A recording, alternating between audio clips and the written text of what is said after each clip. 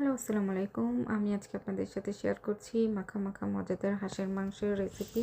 So এখানে কড়াইয়ে সরষের তেলে আস্ত গরম মশলা এগুলো দিয়ে পেঁয়াজ দিয়ে ভালোভাবে ভেজে নিয়ে পেঁয়াজটা ভাজা হয়ে গেলে এখানে আদা রসুন বাটা দিয়ে সুন্দর মতো মাখিয়ে এবার হলুদ, মরিচ, ধনে আর জিরা গুঁড়াগুলো দিয়ে দিতে হবে। জিরা এগুলো দেওয়া হয়ে মশলাগুলো দেওয়া হয়ে গেলে এখানে একটু পানি দিয়ে নিতে হবে যাতে মশলাগুলো পুড়ে না যায়।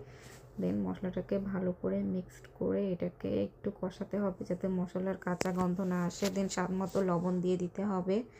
দেন এখানে মশলাটা কষানো হয়ে গেলে দেন এখানে হাঁসের মাংস ভালো করে পরিষ্কার করে ধুয়ে রাখা আছে সেগুলো দিয়ে দিতে হবে।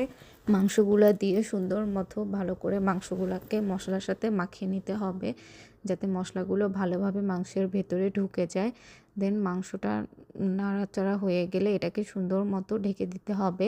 মাংসটা ঢেকে দিলে তাহলে মাংসের থেকে সুন্দর পানি বের হয়ে আসবে। আর আমরা এখানে চেষ্টা করব এক্সট্রা কোনো পানি না দিয়ে মাংসের পানিতে ভালো মতো মাংসগুলো সিদ্ধ করতে।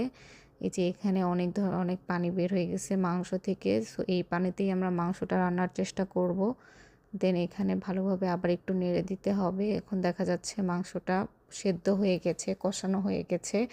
আস্ত একটা রসুন ছিলে, পুরো একটা রসুন ছিলে এখানে সেটা দিয়ে দিলাম যাতে হাঁসের মাংসের যে গন্ধটা আসে সেটা যাতে না আসে। এবার ভালো করে মাখিয়ে নিতে হবে। দেন এখানে কিছু আস্ত কাঁচামরিচ দিয়ে দিব যাতে সুন্দর একটা ফ্লেভার আসে আর যাতে একটু ঝাল ঝাল হয়। হাঁসের মাংসটা আসলে ঝাল ঝাল খেতেই ভালো লাগে। এবার সুন্দর করে মাখিয়ে কষানো হয়ে গেছে। এখন বোঝা যাচ্ছে মাংসটা সেদ্ধও হয়ে গেছে, সুন্দর একটা কালার চলে আসছে।